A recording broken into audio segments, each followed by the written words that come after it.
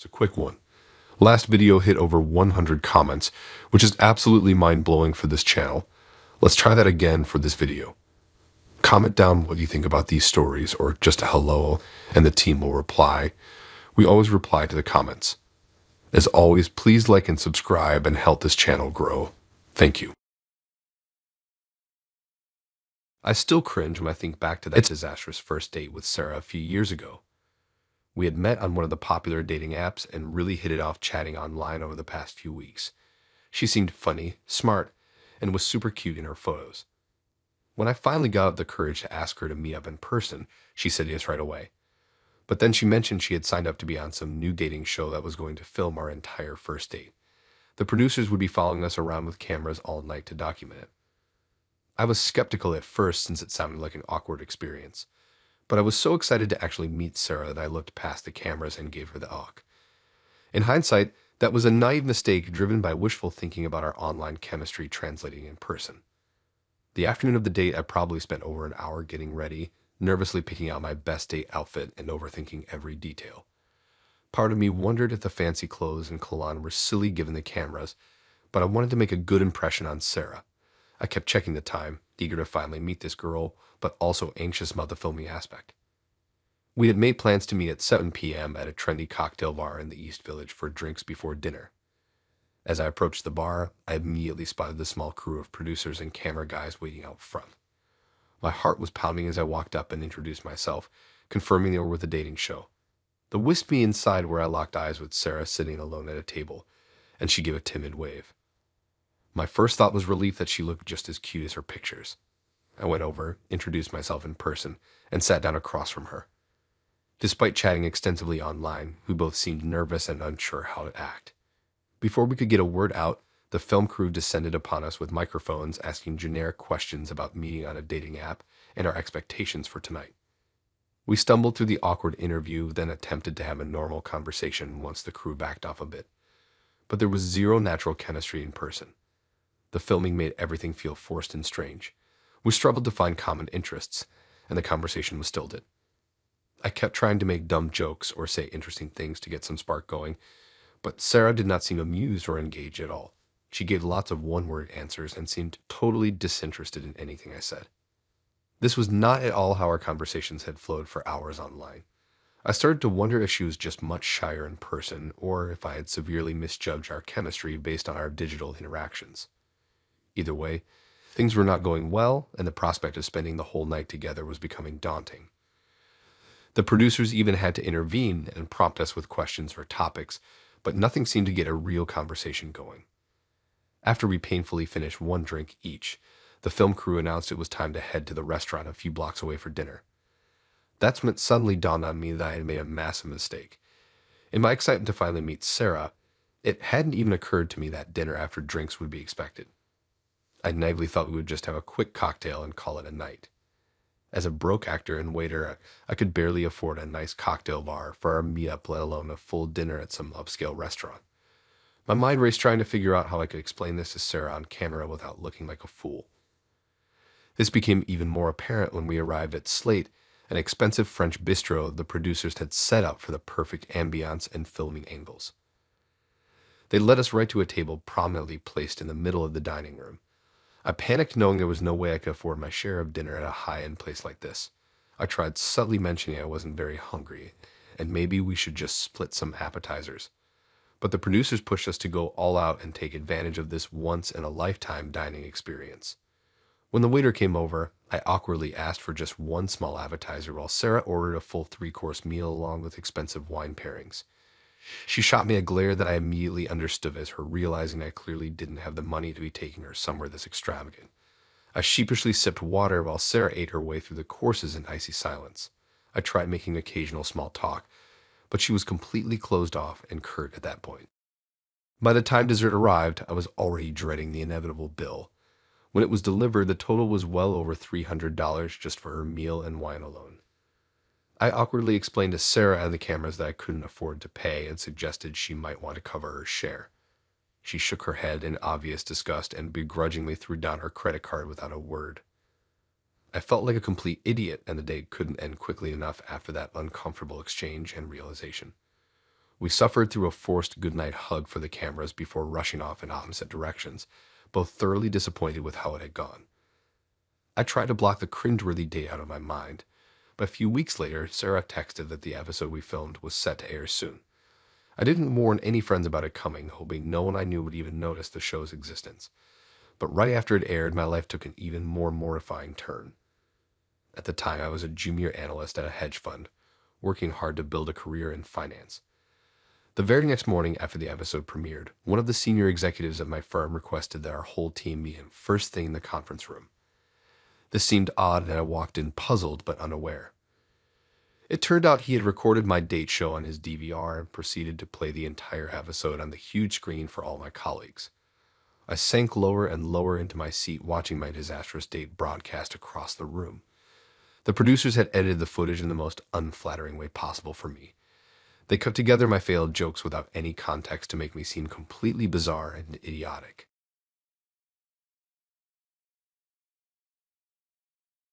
I had connected with Georgia on a dating app, and we really hit it off chatting online.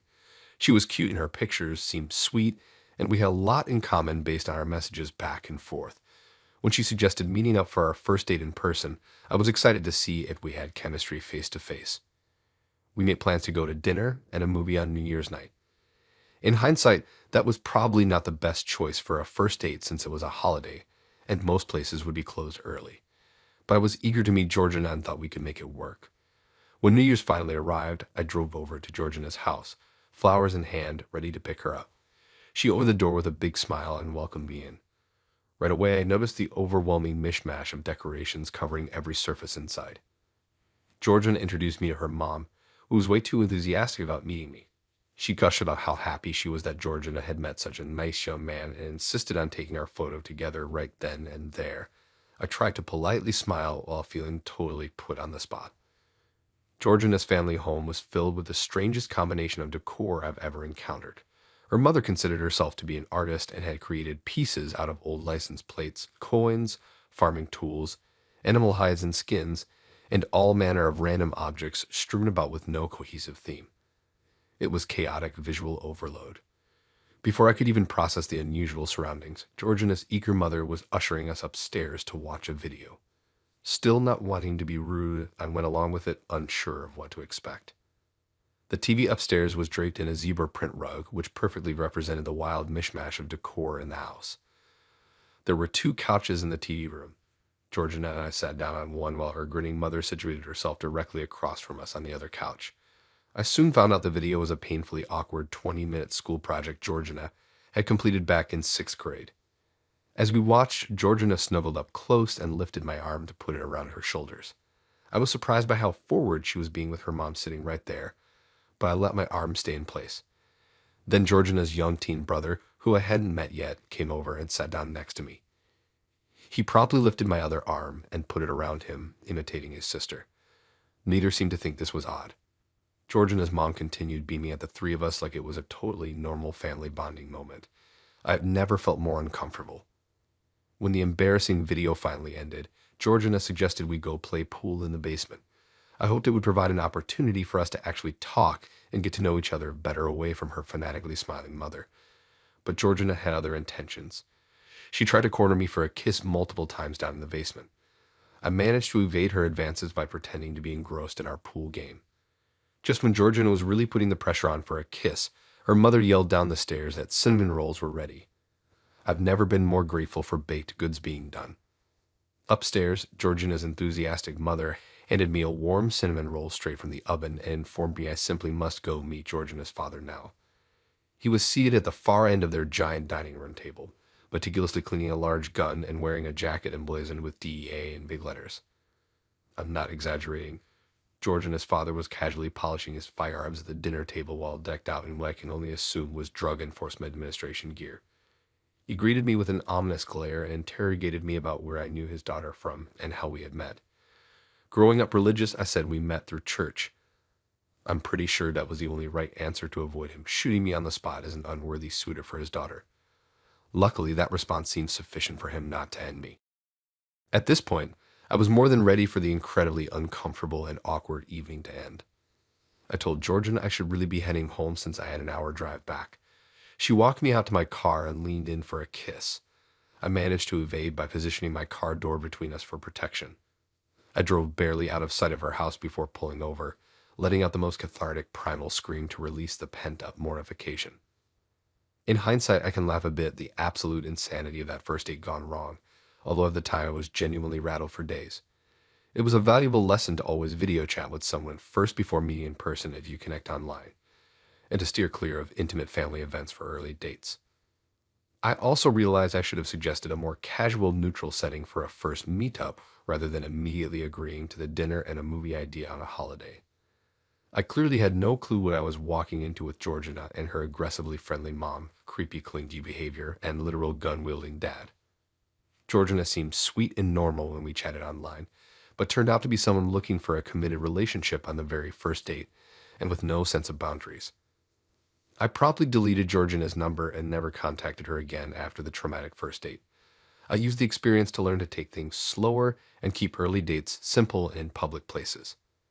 I waited a long time before attempting another online dating connection after Georgina. When I finally did, I made sure to have a few video chats first and suggest meeting for coffee rather than picking her up at home for a big planned evening. Having that nightmare first date with Georgina was mortifying at the time, but ended up giving me some much needed perspective. Now I can look back on it and shake my head at the crazy awkwardness while being grateful for the lessons it taught me about boundaries and being careful when online dating. Here's hoping my next first date goes smooth as can be.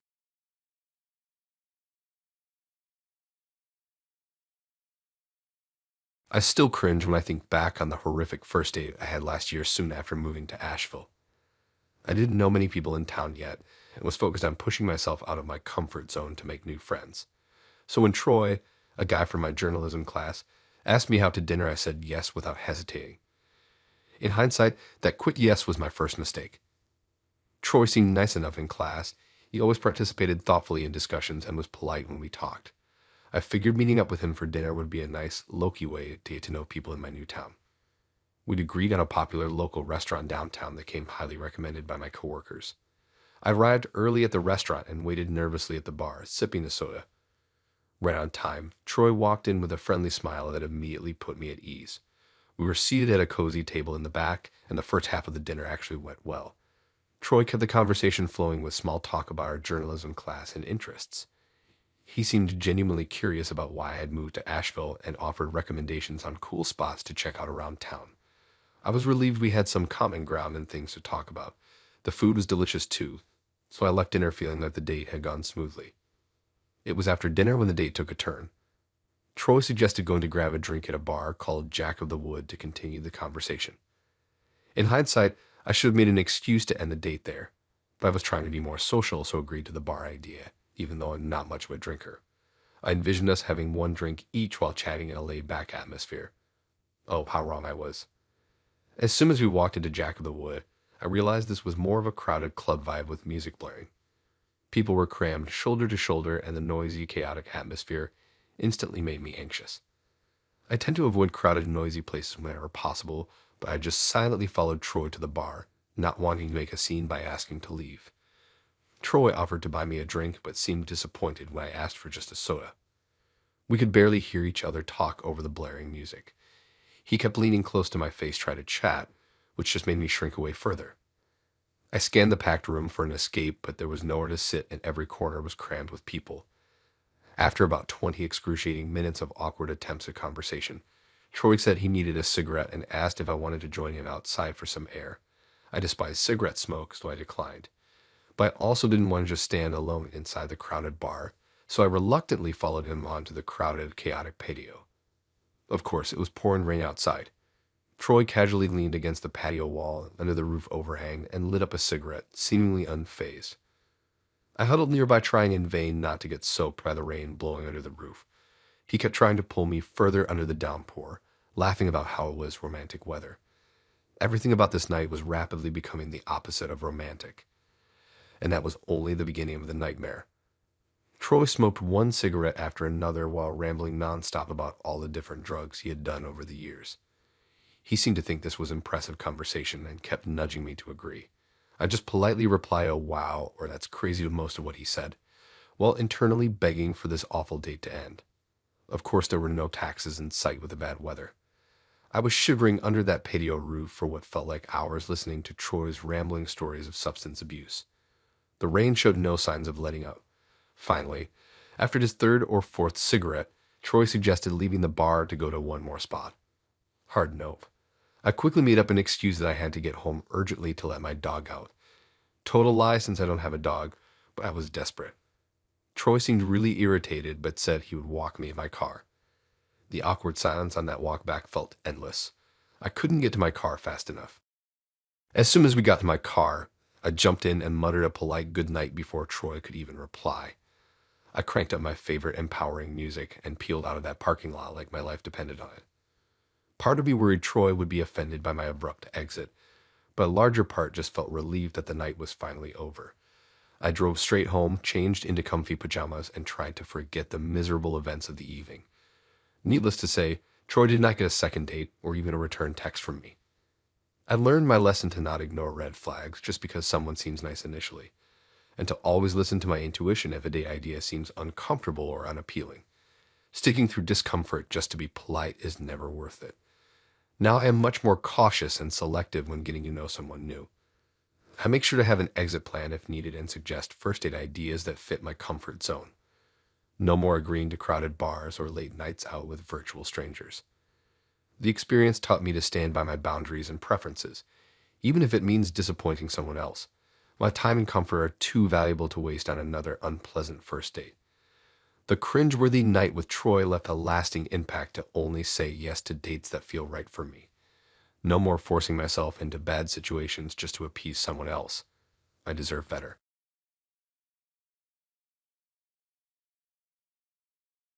I was feeling lonely after being single for so long. My friends were all starting to get married and have kids, making me feel like I was being left behind. I tried to fill my time with work, hobbies, and family, but there was still an emptiness from not having that special someone to share life with. So I finally decided to give online dating a try. I downloaded a few popular apps and spent an evening setting up my profiles. I uploaded some cute but honest photos of myself and tried to write an engaging bio that captured my personality. My friends helped me pick out the best pictures and made sure I didn't sound too desperate or canned. I was proud of my profiles, but also nervous to put myself out there. What if no one liked me? Or only creeps messaged me? I had heard some online dating horror stories that made me wary, but I knew I needed to get past those fears if I ever wanted to meet someone. So I started swiping, sending some opening messages, and browsing through the hundreds of men's profiles in my area. Some seemed promising at first, others made me cringe immediately.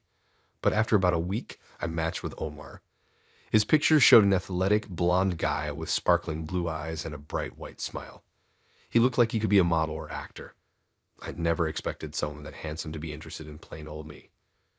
We started chatting through the app and really hit it off right away. Omar was attentive and interested in learning all about me. He asked thoughtful questions about my job, family, hobbies, and seemed genuinely engaged in my answers. I found myself rushing home from work, eager to chat with Omar again. After a week or so of great messaging back and forth, Omar finally asked me out on an actual date. I was so excited, but also incredibly nervous.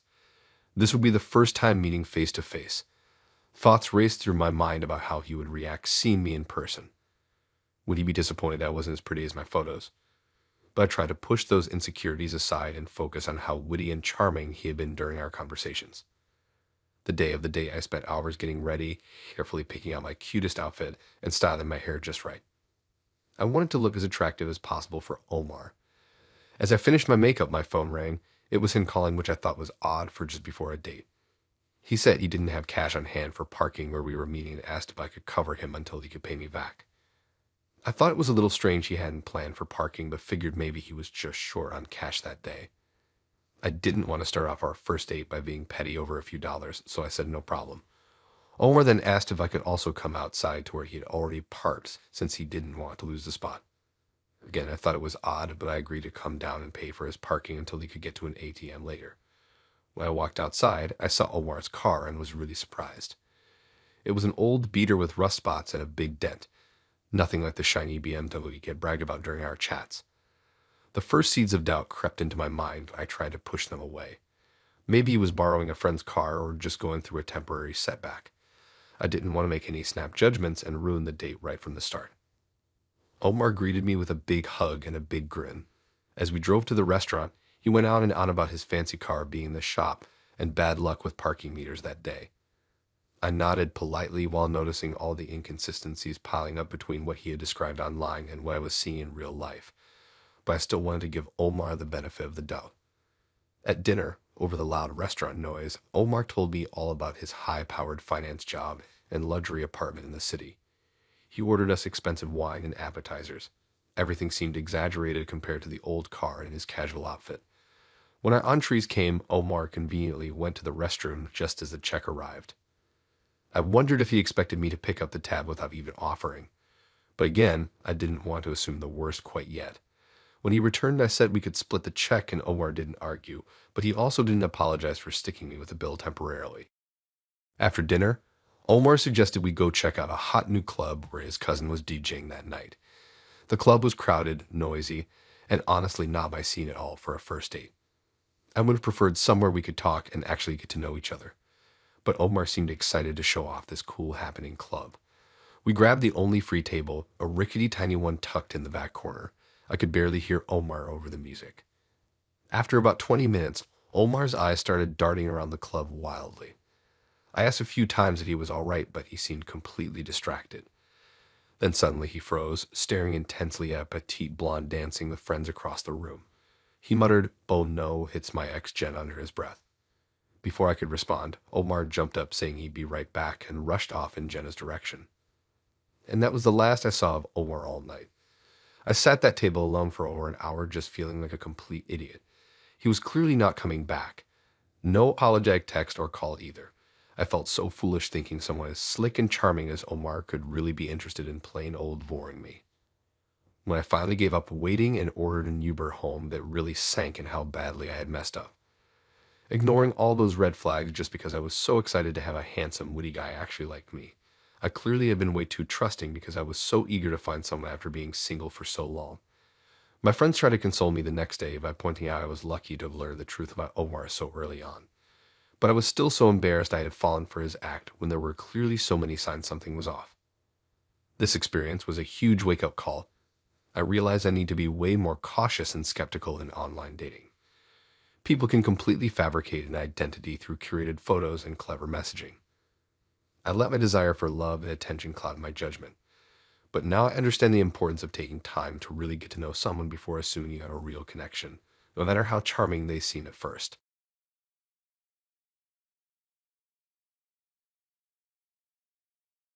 I was so excited when Charlie asked me out after we had hit it off singing Sweet Caroline together at Habibi's bar. We really seemed to have a natural connection that night. He was cute, funny, and easy to talk to, so when he asked for my number, I happily gave it to him without hesitation. We made plans to hang out that weekend at his place, watch a movie first, then go out for a nice dinner afterwards. That Saturday evening, I showed up right on time to Charlie's house, mildly nervous but mostly optimistic for our first official date. He welcomed me inside with a friendly hug and smile. So far, so good, I thought. Charlie seemed totally normal, even charming as he led me on a quick tour around the first floor. Everything was going smoothly, and I was really looking forward to getting to know him better. As we headed downstairs to the luxury home theater Charlie had converted his basement into, I wondered aloud what movie he wanted to watch. But instead of naming some new rom-com or action flick, Charlie revealed he had put together an entire slideshow from his family's recent vacation to the Grand Canyon. He thought it would be more personal than just picking a random movie off Netflix. I tried not to let my smile falter too much. Sitting through a long presentation of someone else's trip didn't exactly sound like fun first date material, but Charlie looked so eager and excited to show me, I didn't want to shut him down right away. I settled onto the plush leather couch and prepared myself to be a captive yet positive audience. Charlie grabbed the remote control and the first breathtaking slide clicked onto the gigantic screen, a perfectly framed shot of the majestic Grand Canyon at sunrise. Gorgeous, right? Charlie gushed. I politely agreed and waited for the next click, expecting maybe a few dozen photos tops. But no, the next click brought another impeccably composed, professional quality photo of the canyon. And the next, and the next. Every single slide was just another indistinguishable angle of those same rocky cliffs and valleys. Charlie had hundreds of them from every possible time and position. After sitting through over 40 minutes of slide after slide of the canyon, my patience really started to wear dangerously thin. But Charlie was clearly in his element, enthusiastically narrating the trip down to the most minute detail. After finally exhausting every possible Grand Canyon shot, Charlie moved on to recapping their entire daily itinerary, every activity, restaurant, hotel, hike, and shop they visited, with the excitement of a kid describing their first trip to Disney World. I nodded along and tried to make the occasional wow or that's awesome comment when appropriate, despite having no context for most of these stories or people he mentioned.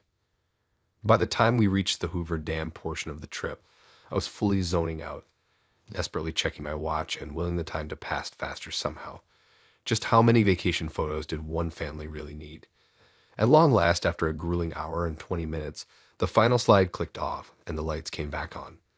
I heaved a silent sigh of relief, but Charlie showed no signs of wrapping up, continuing to ramble on about random details of the trip. I finally worked up the courage to politely interrupt. Hey, Charlie, sorry to stop you, but we should probably start heading out for the restaurant now if we want to make our reservation. Charlie's eyes widened as he glanced at his watch and realized how late it had gotten. You're so right. Let me just freshen up really quick and change shirts. I breathed a huge internal sigh of relief, thinking we could finally move on to something, anything else. As Charlie disappeared into his bedroom, I checked my appearance in a decorative mirror to make sure I looked okay after that marathon slideshow session. Just a few more minutes, I told myself, and we'd be out at a nice restaurant actually getting to know each other. I smiled, thinking the night could still be salvaged. A minute later, I heard Charlie's footsteps approaching and turned expectantly, my smile instantly freezing into a look of horror. He had changed out of his jeans and t-shirt into nothing but a lime green, shimmery Speedo. The famous Borat Mankini, to be exact. I was so shocked I almost wondered if I was being punked. But no, Charlie stood there beaming, looking extremely pleased with himself in the skin-tight swimsuit that left little to the imagination. He brightly asked, ready for dinner now. On the other hand, was desperately racking my brain trying to figure out how to escape this increasingly disastrous situation without completely humiliating either of us.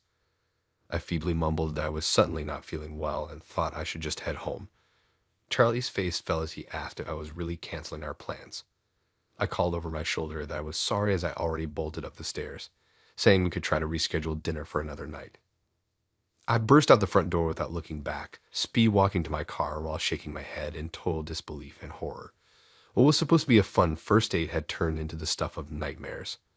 Over the next few weeks, Charlie proceeded to bombard me with increasingly unhinged texts, calls, and voicemails begging for another chance.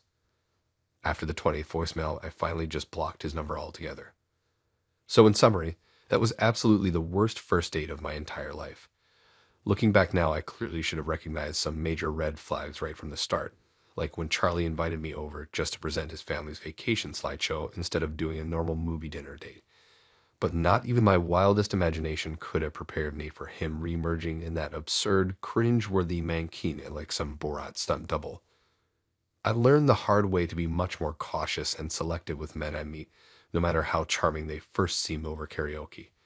Charlie checked off pretty much every first date deal breaker in the book. It was a traumatic experience, but at least provided a valuable lesson moving forward on identifying mismatches early and not feeling pressured to stick around for a bad situation. The next time a guy asks me out, there will be no more forced slideshows, no questionable wardrobe reveals, and definitely no more chances. I'll be entering any new dating scenario with much healthier skepticism. I was brimming with excitement as I got ready for my coffee date with Matt. We had really hit it off chatting online over the past week, bonding over our shared interests in outdoor adventures, foodie hotspots, and doting on our precious pets. I took extra time curling my hair and picking out a flirty sundress, daydreaming about how this could be the start of something special. When we decided to take things offline and meet up in person, I was thrilled at the possibilities. The drive to the coffee shop was filled with giddy anticipation of finally coming face to face with my online crush. I touched up my lipstick in the car and gave myself a little pep talk, hoping my nerves wouldn't show. As soon as I walked in and saw Matt smiling and waving at me from a table in the corner, my anxiety melted away. He looked just as handsome as in his photos, with warm brown eyes and an easy grin that made me blush. We exchanged slightly awkward but eager hellos as I settled into the chair across from him. So far, so good. But just as I was scooting my chair in and remarking on the cozy ambience, Matt slid a piece of paper across the table without a word. Puzzled, I glanced down to see a typed list of very personal questions. The first asked if I currently take any prescription medication, which gave me pause. That seemed like an overly intimate thing to just casually ask someone you've only interacted with online. I chalked it up to perhaps an awkward attempt at small talk about health or wellness. However, the next question asked if I had ever gotten a DUI. I felt my stomach drop, immediately realizing this was not simply friendly chit-chat. The final question inquired if I had ever been arrested for any reason. I sat staring at the paper, dumbfounded and increasingly uncomfortable as I processed this impromptu background check greeting me before we had even said more than 2 sentences to each other. When I finally looked up, Matt was just watching me expectantly, as if springing a questionnaire about my criminal and medical history on a first date was perfectly normal. I stammered out some excuse about needing to visit the restroom and hurried away from the table before he could see the shock and unease on my face. My mind reeled as I escaped to the back corner of the coffee shop. What was he thinking ambushing me with such wildly invasive questions the minute I sat down? Was this supposed to be his version of getting to know someone, interrogating them for any red flags or potentially sordid history? I couldn't imagine a more awkward and inappropriate way to start what I had hoped would be a pleasant meet-cute over coffee. In the bathroom, I stared at my bewildered expression in the mirror as I tried to figure out what to do next. Part of me wanted to grab my things and delete Matt's number, writing off this entire mortifying encounter. But I also didn't want to just ghost him without at least trying to communicate why I found his approach so unsettling. I took a few minutes to splash cold water on my face, take a few deep breaths, and gather my courage. I decided I would go back out there and politely but firmly tell him the questionnaire was highly inappropriate, and I wouldn't be answering it or continuing this date. I just prayed I could get through that conversation without bursting into embarrassed tears. When I finally emerged from the bathroom, Matt didn't seem concerned at all at my abrupt exit. In fact, he looked a bit impatient, as if he couldn't understand what was taking me so long to complete his invasive trivia game. I sat back down and folded my hands tightly in my lap to hide their slight trembling. As calmly as I could manage, I told him I found the very personal questions completely inappropriate, and that no one should have to disclose private medical or legal information just to have coffee with someone. Matt looked surprised, explaining that he was just trying to get to know the real me and weed out any red flags early on. He said he had used his handy questionnaire for the past 5 first dates with no complaints. He pressed me to stop being shy and just answer honestly to save us both some time if I did have anything potentially concerning to confess. I felt my anxiety turn to anger and disbelief. I reiterated firmly that his approach was a glaring red flag to me, and I found it insulting that he assumed he deserved access to such sensitive information about a complete stranger. I told him that I wouldn't be answering his questions or staying to continue this disastrous date. As I began gathering my purse to leave, he switched tactics and turned on the charm, imploring me not to judge him too harshly for looking out for his heart. He pleaded with me to at least sign the paper before I left, since he had typed it up special for me. I had reached my limit. I told Matt in no uncertain terms that I wouldn't be signing anything, and I hoped he reflected on this experience. I advised that he reconsider how he screens dates, as interrogation does not equal intimacy or trust. With as much dignity as I could summon, I strode out of the coffee shop without looking back, leaving him sputtering apologies at my rapidly retreating figure. My hands were trembling as I climbed into my car, equal parts rattled and livid over how quickly my eager anticipation had turned to horror. I was proud of myself for recognizing Matt's behavior as unacceptable and refusing to go along with it, no matter how much he tried to justify his actions. But my anger was edged with sadness about how he had ruined not just a date, but the lovely possibilities I had imagined based on our conversations. I drove home feeling silly for the time I had spent gushing about this man to my friends, and mentally dressing up for what ended up being a nightmare scenario.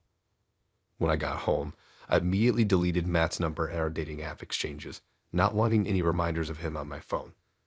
I knew I had ultimately dodged a bullet, but was still disappointed at having my hopeful romantic notions trampled so jarringly.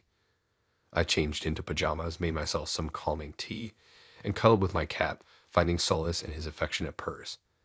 As I recounted the story to my roommate and a few close friends, I got the validation and sympathy I needed to start shaking off the uncomfortable encounter. While certainly my most horrifying first date by far, it was also an important learning experience. It reminded me to always listen to my gut. If something feels wrong or invasive, I'll allow it to politely decline, express my feelings, and remove myself, even if it seems awkward. This man's misguided screening methods wouldn't discourage me from continuing to date, but it did teach me what red flags to watch out for and reinforce setting boundaries from the very first meeting.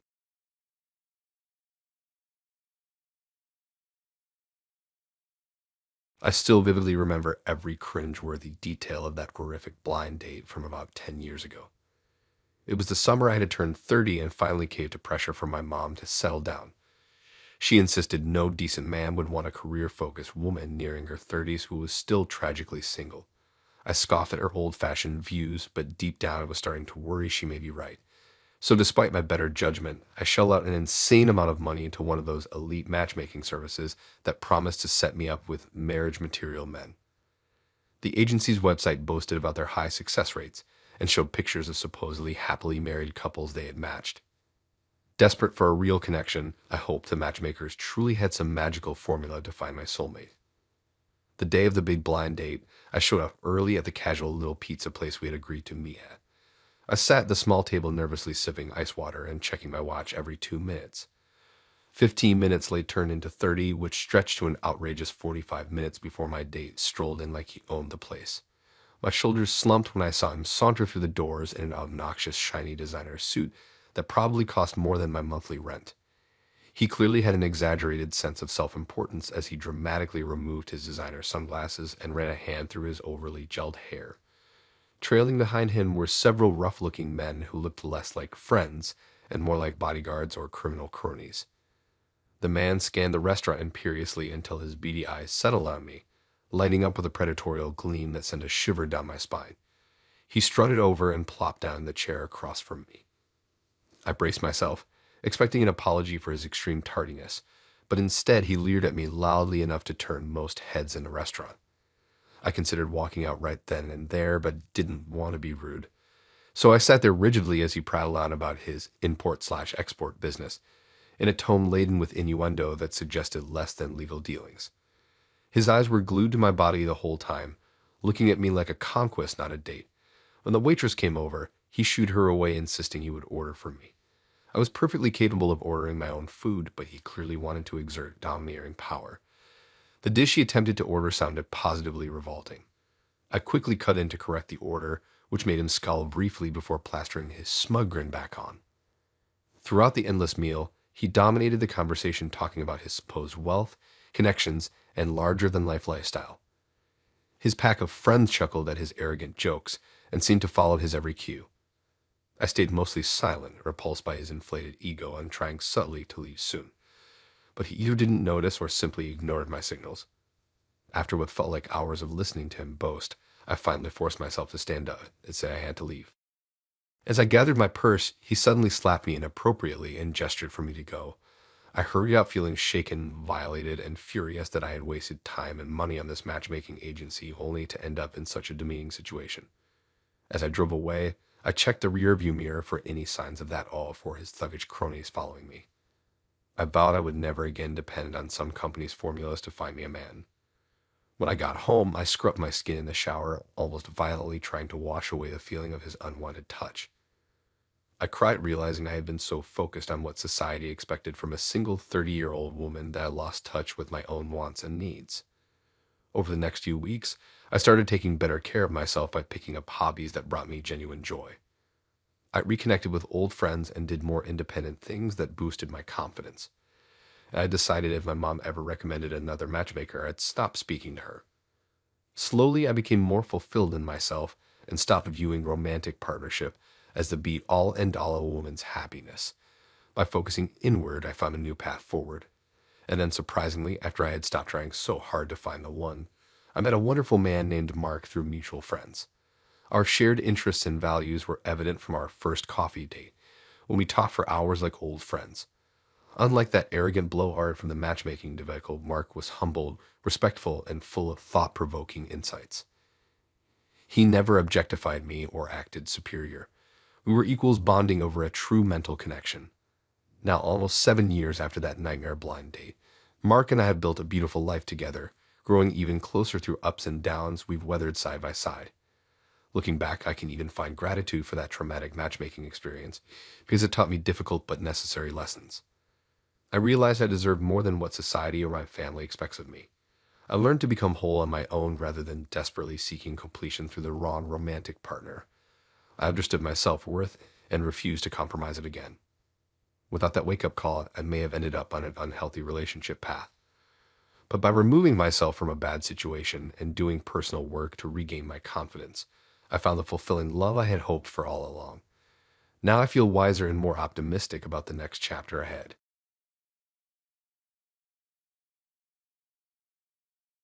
It was supposed to be a simple, relaxed movie night. Just me, the guy I'd been talking to online for a few weeks, and the comfortable familiarity of my living room. When he first asked me out, I was excited. We'd been flirting quite a bit, and meeting in person felt like the natural next step. I suggested coming over to my place rather than going out somewhere. I figured a casual, private setting would be ideal for getting to know each other one-on-one for the first time. He arrived right on time, looking just as cute as his pictures, but a bit more nervous. I couldn't blame him. First dates are always a little nerve-wracking. All that pressure and uncertainty about how things will go. We exchanged slightly awkward hellos and settled onto the couch, where I'd set up Netflix on the TV. As we browsed titles and debated which movie to watch, the conversation began to flow more easily. He had a great sense of humor that put me at ease. I was really enjoying his company. About 20 minutes into the movie we'd settled on, I was feeling relaxed and optimistic about where this date was going.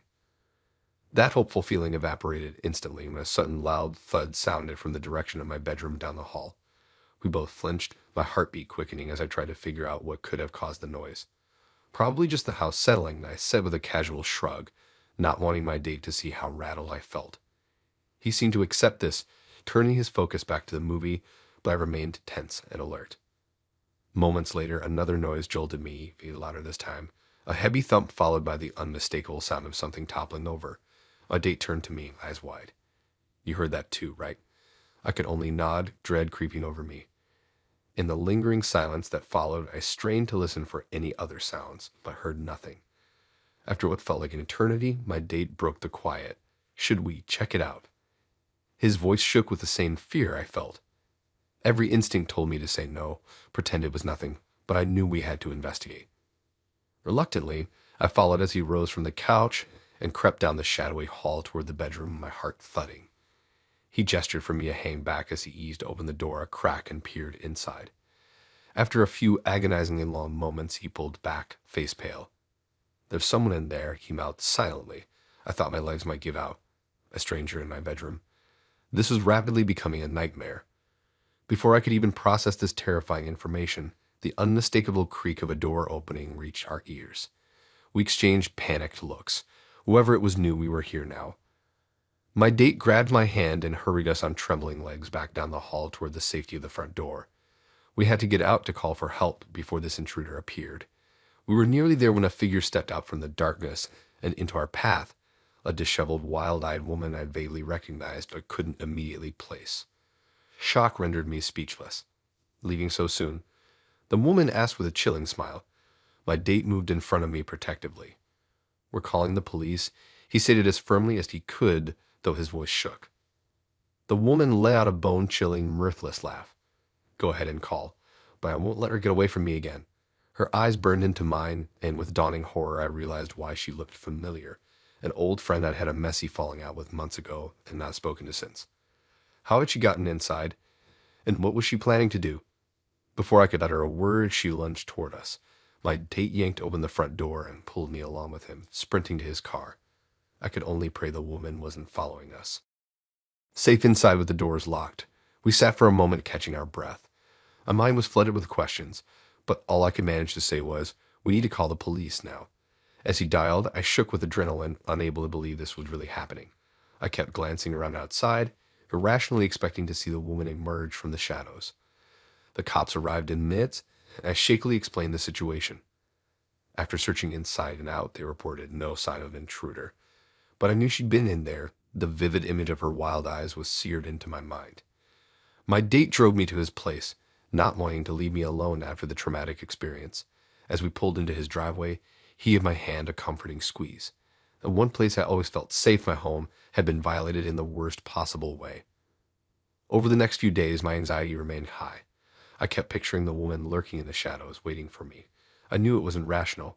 The police had said she was likely long gone that night, but I couldn't shake the creepy certainty that she was still out there somewhere, wanting to hurt me.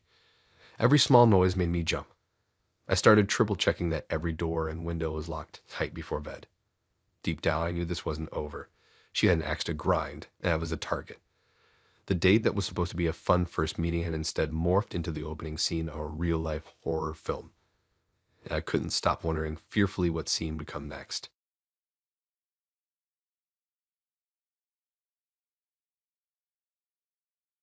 I don't think I'll ever forget that fateful night. It was supposed to be a simple first date. Meet up with James, someone I had been chatting with online for a few weeks, have dinner together, and see if we clicked in real life. I had no way of knowing then that agreeing to that date would lead to a terrifying night that still haunts my dreams. When I arrived at the restaurant, a trendy farm-to-table place I had picked out for our first meetup, I immediately spotted James standing near the hostess station. He looked exactly like his photos, tall and athletic with warm brown eyes and a bright smile. We exchanged slightly awkward first date hugs, and then the hostess led us to a cozy corner table. As we settled in and looked over the menus, we slipped into relaxed conversation. James told me funny stories from work, asked thoughtful questions about my hobbies, and made flattering comments about my dress. I found myself laughing and lowering my guard. This was going even better than I had hoped. After we finished eating, James insisted on driving me home so we could continue the date a little longer. Grateful for the chivalrous offer, I happily accepted. We walked through the parking lot to his shiny black luxury sedan as he opened the passenger door for me with a smile. I slid into the leather seat, buckled my seatbelt, and leaned back, feeling optimistic about where the night was heading. But as soon as we pulled out of the parking lot, instead of turning towards my neighborhood, James went the opposite direction down an unfamiliar road. I pointed this out nervously, and he casually brushed it off, saying he wanted to show me a surprise first. My stomach dropped even as I told myself I was probably overreacting. We drove on in tense silence, the bright lights of the city fading behind us as we entered a remote wooded area. I did my best to stay calm, watching the shadowy trees race past my window. After what felt like an eternity of winding through darkness down narrow country back roads, James abruptly pulled the car off the road. Up ahead, the headlights faintly illuminated an abandoned farmhouse. Before I could react, he reached over and pressed a button by my seat, locking all the doors with a mechanical clunk that made my blood turn cold. Fear started creeping through my body in icy tendrils, but I frantically told myself to stay rational. This had to be some kind of misunderstanding. James turned off the engine and angled himself towards me with an eager glint in his eye that turned my stomach. When he told me in a low voice that we were alone out here for a reason, the sinister threat behind his words made my heart pound wildly. I pleaded with him to just take me home, but he simply chuckled darkly, obviously enjoying the control he now held over me.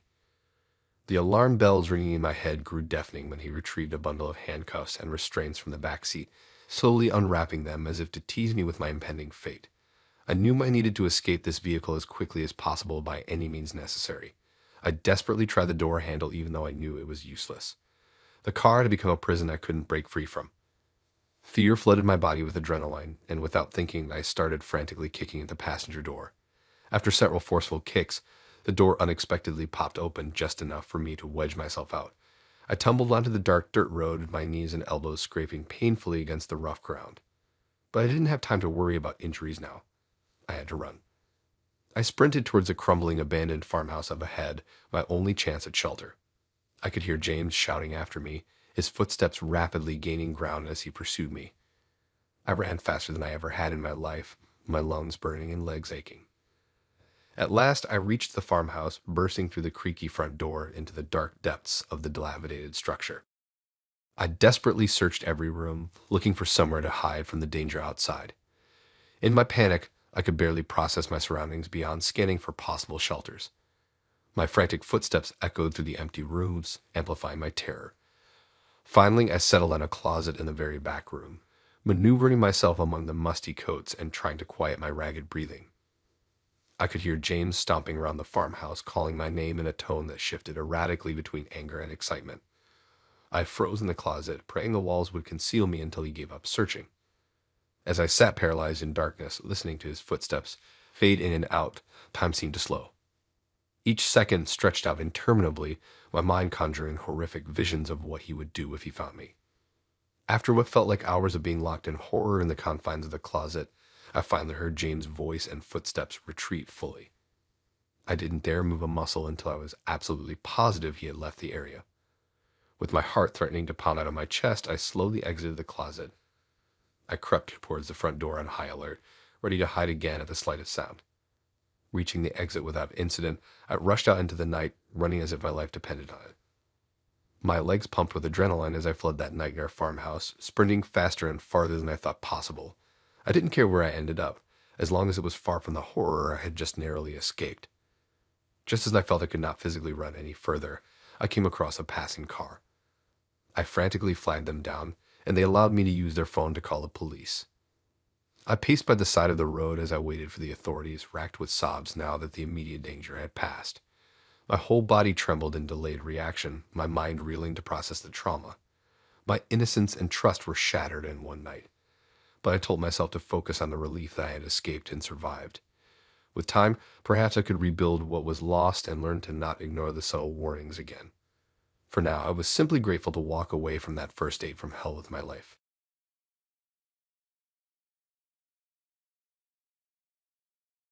I should have known something was off from the moment he walked through the door to pick me up. There was a wild, unfocused look in his eyes that immediately put me on edge. His clothes were wrinkled and disheveled in a way that seemed out of character for his usually well put together appearance. The collar of his shirt was popped up on one side like he hadn't even looked in a mirror, and there was a small stain near the bottom that I tried not to stare at. As we made stilted small talk on the way to his car, I could detect the faint smell of alcohol already wafting from him, even though it was only 6 p.m. The drive to the restaurant was even more unsettling. He sped erratically, drifting between lanes and making sudden, jerking motions with the wheel that made me grab the door handle in panic. At one point, he ran a red light just as cross traffic was starting to move through the intersection. The cacophony of blaring horns was deafening. I clutched my seatbelt tightly and considered pretending I was feeling sick to ask if we could reschedule. But some small naive part of me clung to the hope that maybe he was just nervous for our first date and that his behavior would improve once we settled in at the restaurant. Against my better judgment, I stayed quiet and went along with him into the restaurant. The hostess led us to a small table tucked away in a secluded corner of the dining room, the flickering candle on the table doing little to dispel the gloom settling around us. I shivered, feeling like I was being led into a cave. As soon as we sat down, my date hurriedly ordered a glass of wine and drank it so fast I worried he'd make himself sick. I stared at him over my menu wide-eyed as he polished off a large glass within a few minutes and quickly waved down the server for a refill. I hesitated when the server looked to me, but ordered a small glass of white wine just to have something to do with my hands. By the time our server returned with the second round, the knot in my stomach had tightened so much I could barely look at the menu options, let alone imagine eating. Everything about the situation fell off. The charming, put-together guy who had asked me out a few days ago now seemed like a complete stranger. I watched uneasily as he gulped his second glass of wine, becoming increasingly loud and erratic. He was able to carry on semi-normal conversation at first, though I could hear the pronounced slur in his words when he spoke. I tried gently steering our small talk toward positive topics like work, books, or family. But it quickly became clear his filter was gone, along with any sense of polite decorum. Soon, he began making callous, inappropriate comments about our server and other patrons within earshot, not even attempting to keep his voice down. The older couple seated at the table next to us kept shooting horrified glances in our direction and eventually asked to be moved. I felt my face burn hot with embarrassment and stared down at my lap. When I tried discreetly suggesting in a low voice that he keep it down, he only seemed to get more confrontational, as if my polite rebuff had flipped a switch in him. The cavernous interior of the restaurant now seemed suffocating. I realized with nausea that his behavior continued to escalate. We were relatively isolated without easy access to help. There were only a handful of other customers scattered through the large, open space, and our table was tucked away in a shadowy corner, obscured from view. I had the exits calculatingly, gauging if I could make it out of here gracefully if things went further south. In a last-ditch attempt to salvage the night, I suggested we skip ordering dinner and call it an early night. But he reacted explosively, pounding his fist loudly on the table and causing the silverware to jump and clatter. I jumped too, my heart hammering against my ribs. The thwack of his fist against the wooden table seemed to echo through the room. He erected a stream of slurred profanity at me that made the two young women dining a few tables away gather their purses and shuffle farther away, casting me sympathetic glances over their shoulders. My date's face was mottled red with rage and inebriation, eyes bloodshot and spittle flying from his mouth. In that instant, I knew I needed to remove myself from the situation immediately, no matter what it took. On shaking legs, I gathered my things as quickly as I could. I thought I heard him yell something after me, but I didn't turn around or dare look back. I kept walking steadily toward the exit, resisting the urge to break into a frantic run. I was acutely aware of the many eyes following me as I made my escape. Practically sprinting through the parking lot, I fumbled to unlock my car door, half expecting him to come barreling out of the restaurant in pursuit, but he never appeared. Safely locked inside, I took several deep breaths to slow my racing heart. After a few minutes of scanning the dark lot apprehensively, I finally found the courage to start the engine and pull away. I decided to just drive for a while, too shaken to face going home quite yet. The knot in my stomach remained as I aimlessly navigated through unfamiliar neighborhoods, watching streetlights pass by in a blur. Nearly an hour later, I finally made my way back to my apartment. I kept checking the rearview mirror, still irrationally fearful he had somehow tracked down where I lived and would come after me. I parked around the back of the complex just in case, tucked away from view of the main road. For the next few days, I barely slept, jumping at every little creak and groan that echoed through my small apartment. I realized just how isolated and vulnerable I was living alone on the third floor. In hindsight, I'm still embarrassed it took me so long to listen to my instincts. I should have ended things the second I saw the state he was in, but it was a harsh lesson on learning to trust my gut in the future. First impressions and red flags exist for a reason. As women, we're conditioned to give men the benefit of the doubt, but sometimes that doubt can come at the cost of our own safety. Unfortunate things didn't escalate further in the restaurant, but the aftermath left me badly shaken. Not everyone escapes so unscathed. The most important thing is being able to recognize a dangerous situation and remove yourself from it swiftly, even if it means being rude or overreacting. Your well-being should always take priority. I kept thinking back to those sympathetic eyes following me out. They understood. Don't second-guess yourself or let fear of social judgment cloud your judgment. If someone's behavior is making you feel unsafe, you don't owe them anything. Get out of there and get somewhere you feel protected. Your life is worth so much more than awkwardness or bruised egos. Trust your gut and do what you need to do to stay safe.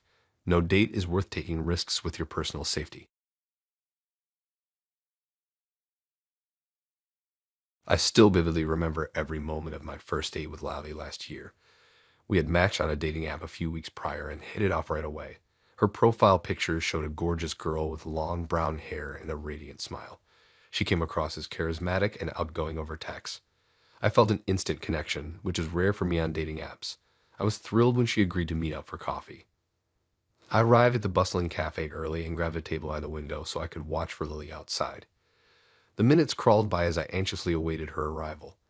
I sipped my water and fidgeted with my phone, wondering if she would actually show up or leave me hanging. At exactly 5 p.m., I noticed a pretty brunette peering around the entrance. Her eyes landed on me, and she waved excitedly before walking over.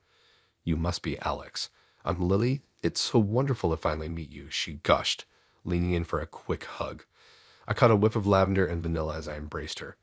She looked just like her photos, stylish, slender, and radiating charm. We sat across from each other, and a waitress promptly came by for our orders. I asked for an iced coffee while Lily requested a vanilla latte with oat milk. I noted that even her drink order seemed delicate and sweet, fitting her persona. We quickly fell into a lively conversation that felt natural and engaging. Lily told me about her passion for photography, which she hoped to turn into a full-time career soon. She regaled me with tales of traveling across Southeast Asia for a month, exploring remote islands and taking thousands of pictures. As an avid backpacker myself, I hung on every detail, from the vibrant night markets in Bangkok to swimming under waterfalls in the jungle. In turn, I opened up about my job in finance, which I found boring but paid well, and my dreams of starting a rock band since I played guitar for years. Lily's eyes would light up, and she'd gently touch my arm when I shared something personal. I couldn't believe I had met someone so expressive and warm. I knew in my gut that this first date was special.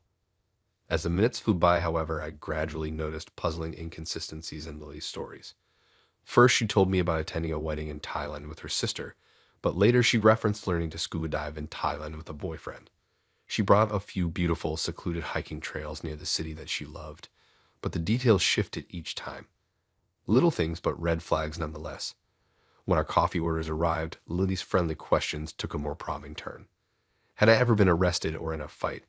Were my parents still married and what were they like? Did I have any crazy ex-girlfriends who hated me now? It seemed odd for our first date, almost like she was trying to uncover dirt on me. I gently steered the conversation back to travel and music, but she persisted with the personal questions, refusing to let them go. As the uneasy feeling in my gut grew, I excused myself to use the restroom. While I was washing my hands, the door opened and I heard whispered arguing just outside. I peeked out and saw two cafe employees harshly confronting Lily at our table, telling her she needed to leave immediately. Lally looked distraught, begging them not to make her leave. One barista noticed me watching with confusion. He came over and quietly explained that Lily had a disturbing history of tricking men into meeting her here on false pretenses. She would then manipulate and verbally abuse them once they were face to face. This wasn't the first time they'd had to intervene and kick her out. I sat back down, stunned at this revelation. I replayed the date in my mind, seeing all the warning signs I had naively ignored. The inconsistencies in her stories, the probing personal questions about my past, her overly flattering personality, it all suddenly seemed like an act to get me off guard. I felt ashamed that I had fallen for it and opened up about private details of my own life. What if I had agreed to go somewhere more isolated with her afterward? The barista came by again to apologize for the ugly scene. He reassured me that far more savvy men had also been duped by Lily in the past. She knew exactly how to manipulate trusting guys on first dates. I thanked him profusely for the heads up, though my pride was wounded at being so foolish. I left the cafe in a daze, wondering how I could have misjudged Lily so completely. In the following days, I did some research online and found local news articles detailing Lily's extensive criminal history of fraud, theft, and assault charges. She had a clear pattern of luring men on dates to isolate and take advantage of them. I realized how much worse the encounter could have gone without the staff intervening. The whole experience left me rattled and untrusting. Now I'm much more wary when meeting someone new. At any sign of inconsistent stories or overly pushy behavior, I'm ready to end the date. I listen to my gut instinct more if something feels off. My friends still poke fun and call Lily my date from hell, but it taught me important lessons about looking for red flags and staying safe. Dating is always a risk, but being vigilant protects me from winding up in another situation like that cafe with Lily ever again. I have been chatting with Mark online for a few weeks, and we really seemed to hit it off. He was smart, funny, and charming in our messages back and forth. When he suggested meeting up for a first date at his apartment for a home-cooked meal, I was thrilled. I took extra care getting ready, making sure my outfit and hair were just right. This guy seemed really special, and I didn't want to mess anything up. As I drove to Mark's place, I felt both nervous and excited. I went over the flirty conversations we'd had in my head, reminiscing about how thoughtful and interested he seemed in getting to know me. When I arrived at his apartment building, I took a deep breath to steady my nerves before going inside. Mark greeted me at the door with a warm, enthusiastic smile. He gave me a quick tour of his tidy apartment, showing off the modern artwork and sleek furniture. I was impressed by his decorating skills. Everything looked freshly cleaned and welcoming. The delicious aroma of tomatoes and herbs filled the air as we headed to the kitchen. On the stove, a pot of pasta sauce simmered next to a boiling pot of noodles. Mark poured us both a glass of red wine, and we clinked our glasses together in a cheers. As we waited for the pasta to finish cooking, Mark asked me engaging questions about my job, my hobbies, and my family. I found myself opening up easily, chatting and laughing together like old friends. He was an intent listener, his eyes focused on me as I talked, laughing at all my lame jokes. The initial nervousness I felt dissipated as we fell into an effortless rapport. When the food was ready, Mark served up heaping plates of pasta drizzled with a rich, flavorful sauce. Over dinner, the conversation flowed smoothly, wandering from our favorite travel destinations to embarrassing childhood stories. I was really enjoying myself. Mark was even more charming and thoughtful in person than he had been online.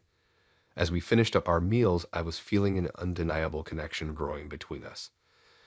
This first date was exceeding all my expectations. After dinner, Mark offered to show me around the rest of his apartment. As we wandered into the living room, I paused to admire a framed photo on the wall. It was a striking black and white landscape.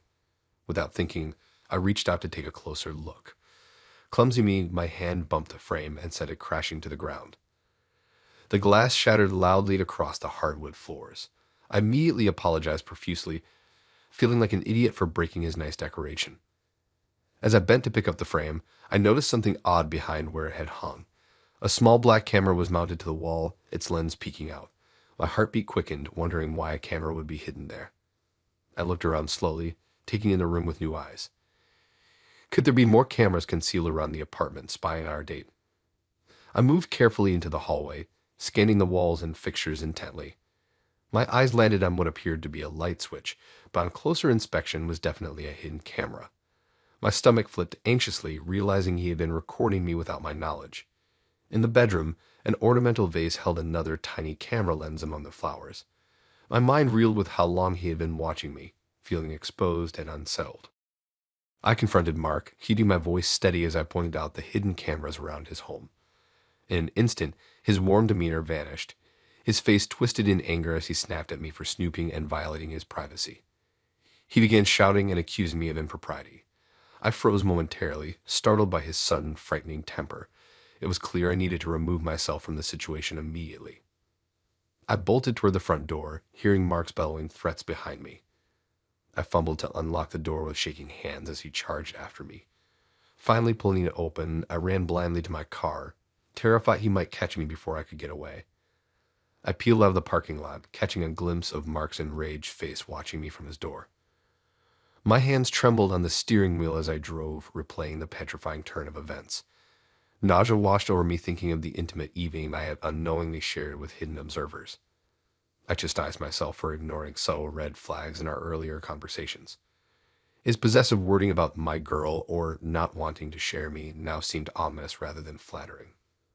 Arriving home, I resisted the urge to curl up under the covers and shut out the world. As deeply disturbing as it was, I knew I had to report what transpired for my own safety. The next morning, I recounted the story as steadily as I could to the police. They documented my report, though warned the lack of evidence limited their options. I felt empowered nonetheless for standing up against Mark's harassment. In the following weeks, I oscillated between feeling violated and feeling furious with myself for being so foolish. Rationally, I knew Mark's disturbing behavior was not my fault, but I continuously scrutinized our past interactions for any clue I should have noticed. My friends assured me there was no way I could have known based on our friendly conversations. I replayed our encounter in my mind endlessly, the way he looked at me hanging on his every word, the charming laughter, the menacing threats. My feelings swung wildly from anger to regret to fear. Some nights I startled awake from nightmares of what could have been. Other nights I stayed up too wired to sleep, watching for any unfamiliar cars on my street. Gradually, the intensity of my emotions lessened from a roar to a dull ache. I no longer felt afraid to leave my apartment or be alone. I stopped blaming myself every day. I knew accepting what happened was the only way to take my life back. Mark may have stolen my power for a brief, terrifying moment, but I refused to let him ruin my spirit or trust in others.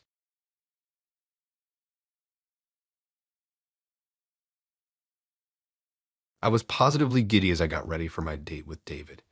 We had met a couple weekends prior at a networking mixer for young professionals.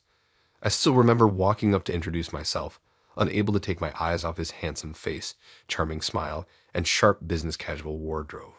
We instantly hit it off, chatting easily about our careers, hobbies, and favorite TV shows. I could feel a definite connection between us. David asked for my number before leaving that night, and I gladly gave it to him. When he called a few days later asking me out to dinner, I was over the moon. David suggested a new upscale restaurant downtown that had been getting rave reviews. I immediately started planning what to wear and which of my best dating stories I would tell him. This was shaping up to be a first date worthy of a romantic comedy montage. The afternoon of the big night, I meticulously styled my hair in soft curls and did my makeup with more precision than usual.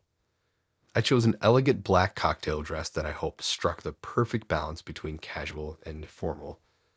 Spritzing on my favorite perfume, I felt ready for what I hoped could potentially turn into a real relationship. David seemed so promising. Right on time, David pulled up outside my apartment building looking as handsome as ever. When I climbed into his spotless luxury SUV, he greeted me with a broad smile and handed me a beautiful bouquet of roses and lilies, my favorite. As we drove to the restaurant, we chatted effortlessly about work, family, and pop culture, and I found myself laughing more than I had in ages. Everything just felt so natural with David. When we arrived at the restaurant, I audibly gasped. Crystal chandeliers, velvet booths, marble floors. The place was absolutely stunning.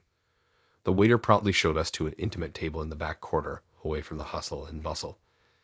David insisted we start with a bottle of their most expensive champagne. I was already impressed by his refined tastes. Over appetizers of oysters, Rockefeller, and Beretta Capris, David asked thoughtful questions about my childhood, career goals, and dreams of future travel. He actually listened and cared about my responses. I found myself opening up to him about past heartbreaks and family struggles, topics I usually avoid on first dates. With David, I felt safe being vulnerable. During the main course, David suggested we sample a variety of dishes to share. We enjoyed tender filet mignon, buttery lobster risotto, and exotic mushrooms flown in from Italy. I was amazed David knew exactly which gourmet foods to pick at such a high-end establishment.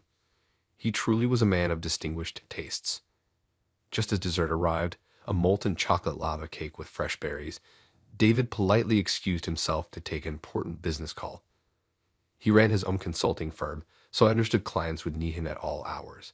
He smiled apologetically, squeezed my hand in his strong yet gentle grip, and promised to return shortly. I smiled back reassuringly and urged him to take his time. 10 minutes passed, then 20, then 30. Biting my lip anxiously, I kept glancing around, hoping to spot David returning. Other diners shot me pitying looks as I sat alone picking at the extravagant cake. I asked the waiter if he had seen where my date went, but he just shrugged unhelpfully. I tried texting David, but received no response. My stomach began to sink as I realized something was very wrong here. Finally garnering my courage, I went to ask the host if I could leave, since David had apparently ditched me. The host broke the news that legally I was required to pay the astronomical bill, since the card on file was for a David Miller. I stood there in shock, hands shaking, as I handed over my credit card for over $300 worth of uneaten food and champagne. The full truth dawned on me as the valet brought my car around. David had targeted me to fund his expensive tastes. He never planned to return after stepping away to take a call. Everything up until that point, the charm, romance, attention, it had all been an act to manipulate me into paying for his ostentatious dinner. Who knew how many other women he had deceived like this? I felt so foolish for falling for it. On the ride home, tears stung my eyes as I replayed the disastrous date in my mind. The signs of David's duplicity became glaringly obvious in hindsight. How could I not have realized sooner that something was amiss? I felt violated, used, and deeply ashamed at my naivete. This was not at all how I imagined my fairy tale first date unfolding. Once home, I broke down and cried into my pillow like a heartbroken teenager. I really thought David cared for the real me. Finding out I was just his unwitting meal ticket was utterly devastating. I felt so stupid for being sweet-talked by a scammer. All my trust and optimism about dating felt shattered. In the morning, I tried explaining the scam situation to the restaurant manager, but they said the bill had already been processed. Reluctantly, I filed a police report on David, though I doubted much would come of it. I also posted warnings about him on all my social media accounts, so no other woman would fall prey to his deception. This experience has unfortunately left me quite jaded about dating. I used to be such a hopeful romantic, but after David, I feel unable to open my heart easily again. Every nice gesture from a man now seems suspect. Who's to say it's not just a ploy to manipulate me? It pains me that one man's despicable lies can corrode my ability to trust. But fool me once, shame on you. Fool me twice, shame on me. At least now I know the warning signs to avoid falling for another David. From now on, I will trust actions over charming words and promises. My rose-colored glasses are officially off.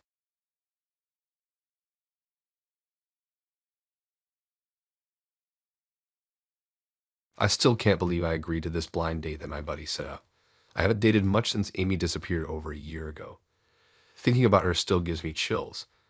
The police never found out what happened to her after she left my apartment that night. Her car was still in the parking lot and her purse left on my kitchen counter.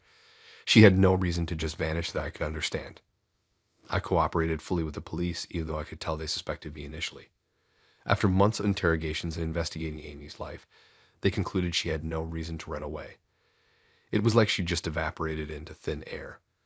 I constantly racked my brain trying to remember any clue from our last night together. We had gotten into an argument, but it was over something trivial like we always did. She had accused me of flirting with another girl I knew from work. I insisted it was innocent, friendly chatting. Amy threatened to leave me over it. I apologized and tried to calm her down, but she grabbed her coat in a huff and left my apartment around 9 p.m. That was the last time I saw her. Her apartment showed no signs of her returning that night. She had just vanished without a trace. The police eventually declared her a missing person, presuming she met with some kind of foul play or accident. So I tried my best to move on, but thoughts of Amy still haunted me. Anyway, I decided it was time to get back out there and agreed to meet this Hannah girl for dinner and a movie. I got the restaurant right on time and told the hostess I was meeting someone. That's when I saw Hannah walking in. My heart stopped for a second. She looked so much like Amy it was scary. Same long brown hair, same petite frame, same cheekbones. I shook my head, telling myself to stop imagining things. This girl just resembled Amy. Lots of people have lookalikes out there. But as Hannah came over, the similarities just became eerier. Her voice even sounded exactly like Amy's, soft and a little raspy. I tried to act natural as we were seated at our table. Hannah smiled and made small talk about the weather and her job as a teacher. She seemed nice enough, but I was still weirded out by how much she reminded me of Amy physically. After we ordered, Hannah started asking me questions about my job and family. I gave her brief answers, not wanting to share too much personal info on a first date. But Hannah kept prodding for more details about my last relationship and why it ended. I zigzagged around the questions, saying it just didn't work out. In reality, I didn't want to spook this girl by mentioning my missing ex-girlfriend on our first meeting. But Hannah seemed very interested in my love life for someone I just met. She asked how long I had dated my last girlfriend, if we had lived together, little things like that. It made me uneasy, but I tried to keep up polite conversation. As the date went on, Hannah said, and other small things that reminded me so much of Amy. She twirled her hair the same way around her finger when she was thinking. She ordered the same favorite pasta dish Amy used to get whenever we ate Italian. She even had some of the same hand gestures and laughed at odd times just like Amy did. This girl either had been close friends with Amy or I was losing my mind over these similarities. I decided to test Hannah by asking her about places Amy and I used to frequent. I mentioned a few restaurants and parks that I knew Amy loved.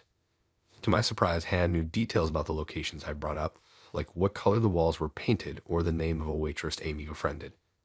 She responded as if she had her own memories of going there, when these were places Amy and I discovered together years ago. My heart started racing. How could this girl possibly know so much about my past dates with Amy? We had never met before tonight. When Hannah went to the restroom, I quickly texted my buddy who set us up to ask where he met this girl. He said it was just some dating app, and she had just moved to town recently, so she didn't know anyone here. That story didn't line up with how much Hannah seemed to know about me and Amy. Maybe she had seen my dating profile somewhere and researched me. That seemed very possible with how much personal info she knew. But digging that deep into a stranger's past seemed crazy. I resolved to be more cautious and keep my distance as the day continued. I was relieved but still uneasy when Hannah returned to the table. She smiled and suggested we skip the movie and go get ice cream at the place Amy and I used to frequent after dinner. I cautiously agreed but decided to fake an emergency call during dessert to cut the date short.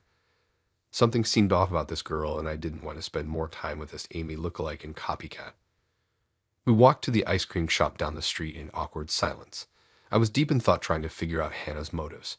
She ordered the same favorite ice cream flavor and toppings Amy always got, Rocky Road with rainbow sprinkles. As we sat eating, Hannah started asking me pointed questions about the night Amy disappeared. She wanted details about our argument and the exact timeline of the last time I saw Amy. I gave vague responses, getting increasingly uncomfortable. Hannah seemed very fixated on Amy's vanishing, which was raising my suspicions even more. Finally, my emergency call came and I said I had to leave suddenly. Hannah looked disappointed but said she understood. She asked if we could get together again soon. I hesitated, not wanting to make any definite plans. I said maybe to be polite, then left quickly once we said goodbye outside the shop. I felt great relief once I was in my car driving away. The whole night it felt like being on a date with a ghost of Amy or her stalker. Just too strange for me to process right now.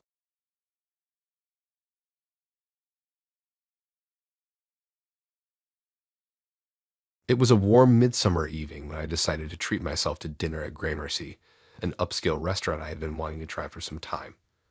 I arrived, embracing the refreshing air conditioning that embraced me as I stepped inside.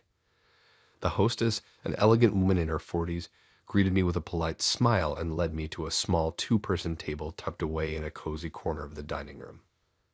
I settled into the plush seat, smoothing my napkin over my lap and taking in the sophisticated, yet welcoming ambience around me. The lighting was dimmed to a romantic glow, with tea candles flickering on each table. Soft jazz music played unobtrusively in the background, complementing the quiet chatter of the other patrons.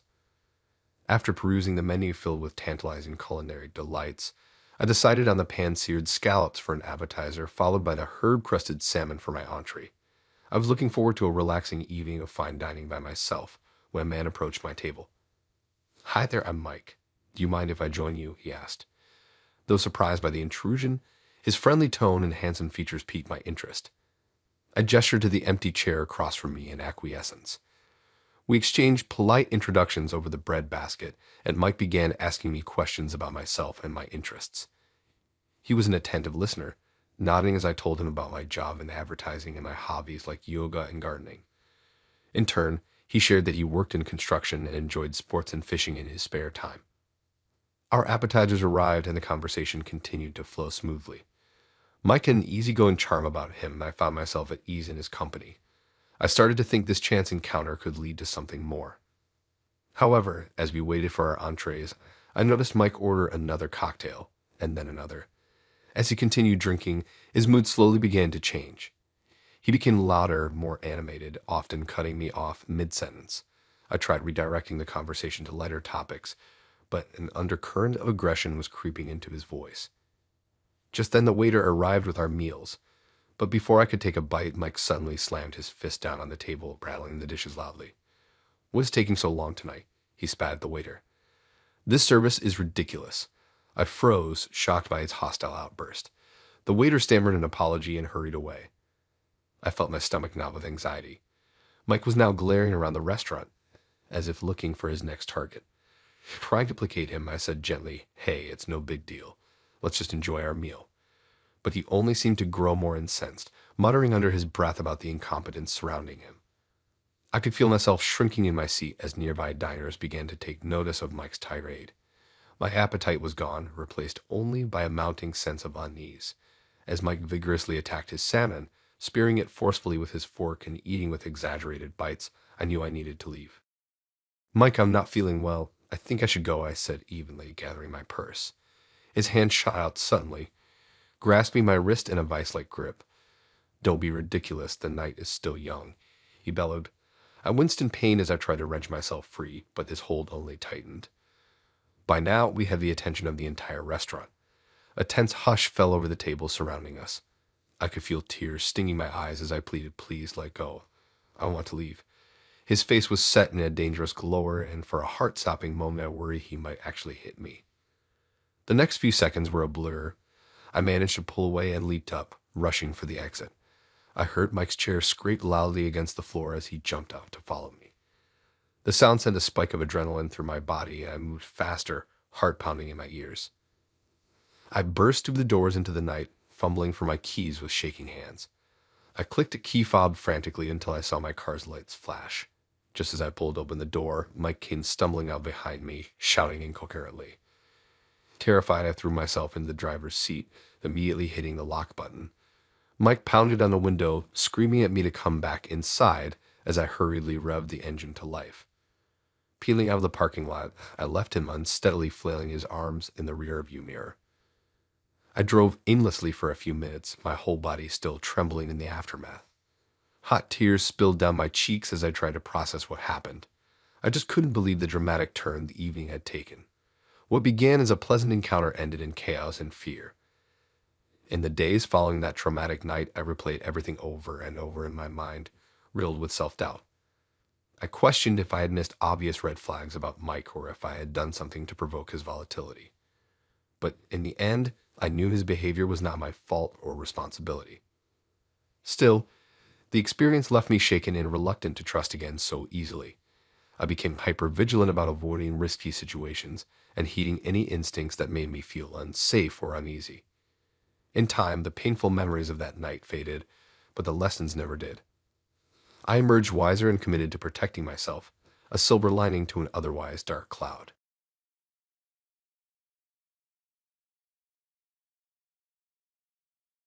I had been chatting with Ben for a few weeks after we matched on a popular dating app. He seemed intelligent, charming, and we really hit it off right away. So when he finally asked me out on a real first date, I enthusiastically said yes. I took extra time getting ready that Friday night, carefully choosing my outfit and freshening up my makeup. I wanted to look nice but not overdressed for the casual cafe we had picked for our date spot. As I drove to meet Ben, I felt a blend of eager anticipation and nervousness swirling around in my stomach. I was optimistic that we would hit it off just as well in person as we had over our messaging conversations. When I arrived at the cafe, I immediately spotted Ben sitting at a table next to the front window. He looked just as cute as he did in his profile photos, with wavy brown hair and warm chocolate eyes. He smiled broadly and stood up to greet me as I approached the table. We exchanged a slightly awkward hug before sitting down across from each other. The initial few minutes were filled with polite small talk as we settled in and ordered our coffees. The conversation soon flowed easily between us once the barista brought our drinks over. Ben told me he was an amateur photographer and talked passionately about his interest in capturing artistic shots of landscapes and city scenes. I mentioned I had always loved photography too and used to borrow my dad's old film camera when I was younger to take artsy photos. Ben's eyes lit up when I said this, and he immediately started gushing about his own camera equipment and all the technical details that went into photography. As we chatted, Ben asked if he could take some pictures of me with his camera. He eagerly explained that he found me so photogenic and would love to practice his portrait photography skills. Although feeling a little shy at first, I agreed to let him take a few photos. I tried to act natural as Ben maneuvered around with his camera, clicking away to get me in just the right light. He took several close-up shots of my face, some of me laughing or mid-sip of my coffee, and even a few candid style shots of me looking away or out the window. I noticed he was very invested in capturing the perfect images, constantly adjusting his angles and zooming in close. As the date went on, Ben continued taking more and more photos of me, directing me to tilt my head certain ways or move a certain direction. I started feeling increasingly uncomfortable at being photographed so extensively, but I tried not to let it show. I didn't want to ruin the flow of our date or make Ben feel bad about his hobby, so I pushed down my reservations and let him continue with the impromptu photo shoot. When the date finally started wrapping up, Ben smiled and said he couldn't wait to go through all the shots on his computer later. He was sure they had turned out beautifully. I said goodbye a little awkwardly, feeling uncertain about the large number of photos he had snapped without really asking if I was fully comfortable with it. Over the next few days, I found myself replaying moments from the date in my head. Despite feeling a bit weird about the excessive photos, I had genuinely enjoyed spending time with Ben. We seemed to have a real connection, and I wondered if he would ask me on a second date soon. But this hopefulness came crashing down just a few days later when I made a shocking discovery online. As I was scrolling through social media during some downtime, I was horrified to stumble upon a post from Ben. He had uploaded several of the photos he took of me at the cafe and written long captions detailing our date activities. Even worse, he had used my full name and revealed other private information about me, like where I worked and went to school. My stomach dropped, and I immediately felt violated to see myself exposed online like this without my consent. How could he think this was okay? I felt angry, hurt, and betrayed. I quickly messaged Ben demanding he delete the post and all the photos of me right away, but he responded by dismissing my concerns, saying he didn't understand what the big deal was. He claimed he was just proudly sharing our wonderful date and some beautiful photographs with his friends and photography network. I tried insisting that he had no right to use my name and image without permission, but he just accused me of overreacting and being unreasonable.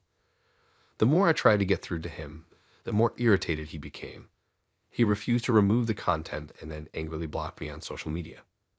Over the following days and weeks, Ben proceeded to ramp up his invasive and harassing behavior. He started showing up unexpectedly at places he knew I would be, my gym, the coffee shop I went to every morning, even waiting outside my workplace. It was clear he was stalking me in person now, as well as continuing to monitor me online. I felt violated, frightened, and powerless.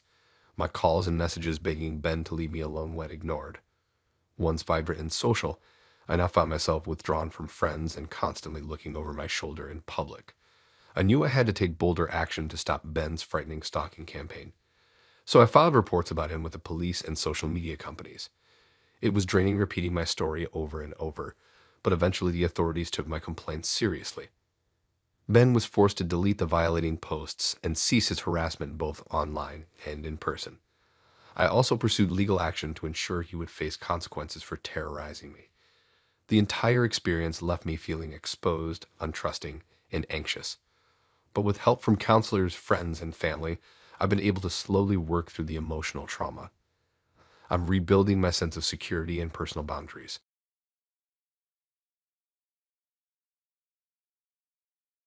I was elated for my very first date with Katie. We originally met a few weekends prior at my friend Jason's backyard barbecue. I still remember first spotting her across the patio, laughing with a group of girls I didn't recognize. She had this gorgeous long brown hair that blew lightly in the summer breeze as she chatted. Even from a distance, I could tell her smile lit up her whole face. I got the courage to approach her, complimenting the colorful floral print dress she was wearing. That sparked a conversation which flowed easily between us for over an hour. By the end, I worked up the nerve to ask for her number. I was pleasantly surprised when she enthusiastically agreed. Over the following week, we texted back and forth, until I finally asked if she wanted to get dinner that upcoming Saturday. When she said yes, I was over the moon. I made reservations that day at a brand new modern restaurant downtown I had been wanting to try. The day of our date, I took extra time getting ready, making sure my outfit was perfectly put together and my hair was styled just right. I even splashed on a bit of the nice cologne my sister had gifted me for my birthday. Glancing in the mirror, I gave myself a little pep talk, feeling a mix of excitement and nerves for the night ahead. At exactly 7 p.m., I arrived outside Katie's second floor apartment. I texted her that I was there, and a moment later she emerged looking breathtaking. She wore an elegant floral print dress that floated around her knees, with her hair down in soft curls. I greeted her warmly as she approached, opening the passenger door for her. Katie thanked me with a radiant smile that eased my nerves. On the drive over, we chatted about our weeks. She had recently started a new position doing marketing for a nonprofit. I could tell she felt passionate about their mission to provide art programs for underprivileged youth. In turn, I told her about my job in software sales and how I enjoyed the problem-solving aspect. The conversation flowed smoothly, which reassured me we would have plenty to talk about over dinner. When we pulled up outside the restaurant, I rushed over to open Katie's door and help her out of the car. She looped her arm through mine as we walked inside. The modern decor was sleek and stylish, with tall vases of flowers adding vibrant pops of color. We were seated at a nice table beside the front window, with a view of the bustling downtown street outside. As Katie settled comfortably into her chair, I carefully scooted her up to the table before taking my own seat. We started perusing the menu, discussing all the delicious options. I was having trouble deciding between a few choices. Katie mentioned she had heard great things about the seared salmon dish in reviews, so I decided to order the crab cakes. That way we could share and try both. After we ordered, Katie and I fell into easy conversation. She told me all about her recent girls' trip to Italy. Her eyes lit up describing the breathtaking ocean views along the Amalfi Coast and the quaint vineyards and pasta-making classes they took in Tuscany. I could tell it had been a very special vacation for her and her closest friends. In return, I told Katie about my goal to someday visit all the U.S. national parks. So far, I had made it to about 10. I regaled her with stories of backpacking through Yellowstone, watching powerful geysers erupt, and seeing the towering ancient redwoods on the west coast, humbled by their enormity and longevity. The time passed quickly as we exchanged stories, and before I knew it, the waiter arrived with our meals. However, the moment he set down the salmon dish in front of Katie, her eyes went wide, and she pushed it away abruptly. I noticed her cheeks were suddenly flushed, and she was breaking out in hives across her neckline. Her breathing became strained and ragged. Katie clawed at her throat, gasping out that she couldn't breathe. In a panic, I called the waiter back over, asking if they had used nuts in the preparation of the fish, thinking Katie must be having a severe allergic reaction. His face drained of color as he stammered that yes, the salmon was topped with a cashew crust. I immediately helped Katie to her feet, keeping one arm firmly around her back as I urgently guided her toward the exit. We needed to get to the ER as soon as possible. In the car, Katie's breathing sounded worse, coming in short, desperate wheezes. I kept one hand clenched on the steering wheel as I raced towards the hospital, my other hand clutching Katie's in the console. At the emergency room entrance, I helped walk Katie inside, calling for immediate assistance. The ER staff quickly sat her in a wheelchair and started briskly wheeling her away. They called out orders to hook her up to oxygen and IV antihistamines, along with prepping an epinephrine injection. I started to follow, but a stern-looking nurse stopped me in my tracks. She stated only patients and medical staff were allowed in the acute treatment area. Instead, she led me firmly by the arm to the front desk intake station. I anxiously provided all Katie's information, full name, age, list of known medication allergies and reactions. As soon as we finished, I saw a doctor approaching. He updated me that Katie was now stable after receiving emergency medication, but would require monitoring overnight due to the episode's severity. When I urgently asked to see her, he said hospital policy only allowed immediate family in the ER. He suggested I go home and rest, returning to visit Katie in the morning after she was transferred to a regular room. The next morning, I stopped at a local florist and picked out a beautiful bouquet of sunflowers and daisies to brighten up Katie's room before heading to the hospital. When I got to the entrance, Jenny was already waiting outside. I barely had time to open my mouth to greet her before she started angrily berating me. She accused me of negligence for not asking about Katie's allergies, saying I had almost gotten her sister killed. I tried desperately to explain that everything had happened so fast. I reacted as quickly as I could to get Katie help. But Jenny continued to loudly hurl blame at me for putting her sister in moral danger. Just then, a doctor emerged asking for Katie's family. After reassuring Jenny that Katie was doing much better, he added pointedly that I had done exactly the right thing getting her prompt medical care. He said my fast reaction likely saved Katie's life given the severity of her reaction. Over the next hour, Katie continued to improve until the doctor cleared her to be discharged early that afternoon. Before leaving, Katie smiled at me gratefully and thanked me for rushing her to the ER so quickly. She said she was sorry for how Jenny had acted and knew I cared about her safety.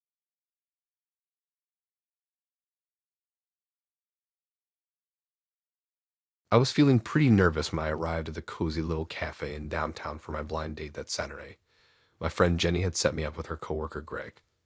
She kept talking about what an amazing guy he was. Smart, funny, handsome, successful.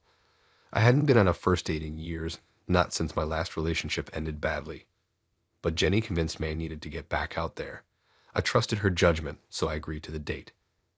I got to the cafe early and fidgeted with the strap of my purse after being seated. I kept smoothing my sundress and tucking my hair behind my ears. I wanted to make a good first impression on Greg. After a few minutes that felt like hours, a tall man with tousled sandy brown hair walked in the door. He glanced around the room until he made eye contact with me. I shyly raised my hand and waved him over. "Linda?" he asked, flashing a friendly smile. I nodded, my voice suddenly failing me. He shook my hand before sitting down across from me. His hand was big, but his grip wasn't too tight. Up close, he was even more handsome than I expected, with laughter lines around his eyes and a strong jawline. The waitress came by for our order. I got an iced tea, needing something to soothe my nerves. Greg ordered a coffee and leaned back casually in his chair. We started with some small talk about the weather and our jobs. He was an accountant, which sounded dull, but he told some interesting stories about working with peculiar clients. He had an easygoing sense of humor that made me relax. Our drinks arrived and we fell into natural conversation. Greg asked thoughtful questions and seemed genuinely interested in learning all about me. I found myself opening up and telling him about my painting hobby, my crazy extended family, and how much I loved my cat. He laughed at my jokes and shared engaging stories of his own. His smile lit up his green eyes in a way that made my stomach flutter. After about an hour, our cups were empty. Greg suggested a walk through the park down the street on this sunny Saturday. That sounded perfect to me to stretch our legs on such a warm day. We left the cozy ambience of the cafe for the wide open space of the neighborhood park. We strolled side by side, pointing out lovely flower beds and watching kids play. I snuck glances at his profile when he wasn't looking. Being outdoors brought out his ruggedness. I inhaled the fresh air, feeling more relaxed than I had in a long time. We sat down together on a wooden bench by a pond. Greg turned his body to face me directly. "I'm having an amazing time with you," he said, his eyes tender. Before I could respond, he suddenly dropped down on one knee on the grass and pulled out a small box. I gasped, hands flying over my mouth when he opened it to reveal a huge diamond ring glittering in the sun. "Linda, you're the woman of my dreams. Will you marry me?" he asked fervently, gazing up at me hopefully. My mind went blank, my thoughts scattering. Marry him? I hardly knew him. We had just met for the first time today over coffee. I glanced around and saw people staring, which made my cheeks burn. Greg, I began gently, don't you think this is a little sudden? We only just met. I tried to let him down easy, but keep things realistic. A crease formed between his eyebrows. Sudden? No, I feel like my soul recognizes you. We're perfect together, he cried passionately. Now I was really blushing as the onlookers murmured. Can't we start with dating first before marriage? I suggested delicately. Today has been wonderful, but it's only our first date. I kept my tone warm but firm. His eager smile morphed into a scowl. He hastily shoved the ring box back into his pocket and jumped to his feet. I should have known better, he growled through clenched teeth. You led me on just like all the rest. Forget this. He turned and stormed off angrily, leaving me shaken on the bench. My heart pounded as I grabbed my purse and hurried home. Jenny called me repeatedly until I finally explained what happened with Greg. She was mortified. She swore he was totally normal at the office and not the type for dramatic proposals. His over-the-top reaction was disturbing. I wish our first date hadn't ended so badly. Up until the impromptu proposal, Greg seemed great, but his inappropriate outburst and temper showed me I dodged a bullet. I'll be cautious with first dates going forward, but one day I'll laugh about the man who proposed on our very first meeting. For now, I think group hangs are safer when getting to know someone new. No more surprises like that again.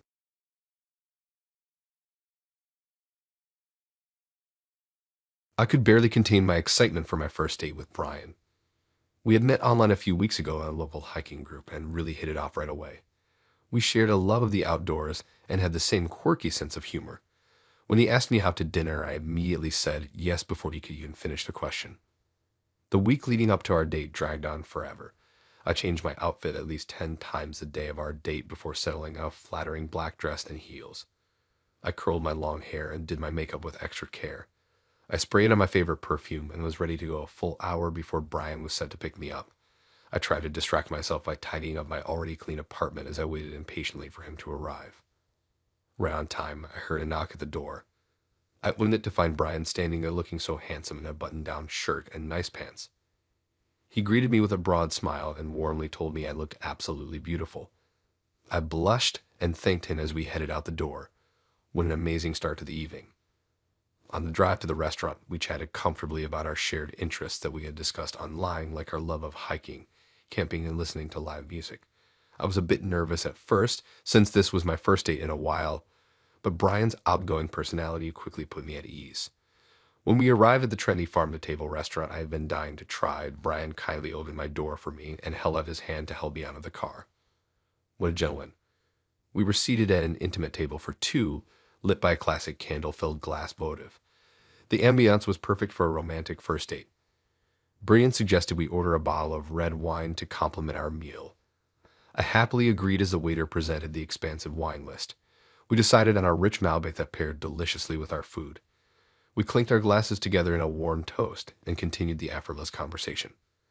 I was really enjoying spending time with Brian and getting to know him better in person. He had such a great sense of humor that kept me laughing all throughout dinner. After we finished eating, I was sad for our fabulous date to end. But the night was still young, so Brian asked if I felt like checking out some live music at a nearby bar. That sounded like fun to me, so off we went to listen to a local jazz quartet. At the bar, we ordered a round of drinks and found a tall table near the band where we could talk and listen to the upbeat music. Brian was very considerate all evening, frequently checking in to ask if I needed another drink or anything else. We had a great time dancing, singing along, and just soaking in the lively atmosphere together. As it got later, we decided to call it a night. When the bill came, Brian politely reached for it without hesitation.